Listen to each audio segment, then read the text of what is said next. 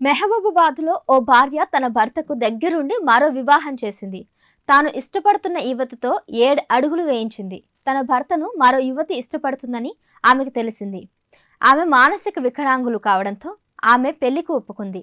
బంధువుల సమక్షంలో దగ్గరుండి భర్తకు రెండో పెళ్లి జరిపించింది. అయితే ఈ పెళ్లిని అడ్డుకోవడానికి ప్రయత్నం జరిగింది. పోలీసులు కూడా ఎంట్రీ ఇచ్చారు. కానీ ఆ తర్వాత ఆ వివాదం సద్దుమణిగింది.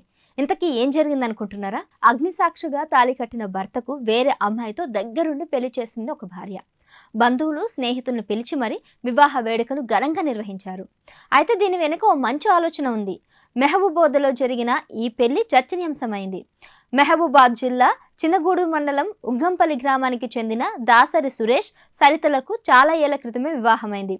వీరికి ఒక కుమారుడు ఒక కుమార్తె ఉన్నారు. జీవితం సాఫీగా సాగిపోతుంది.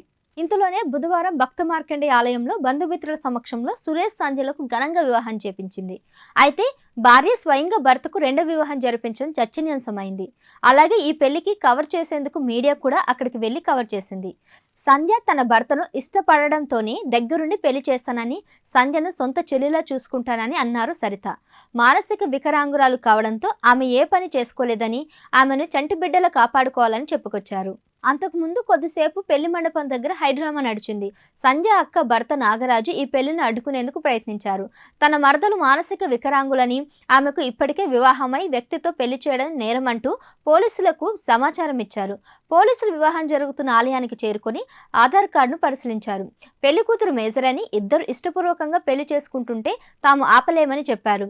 డయల్ 100కి ఫోన్ చేసిన నాగరాజును మందలించి అక్కడి నుంచి పంపించారు.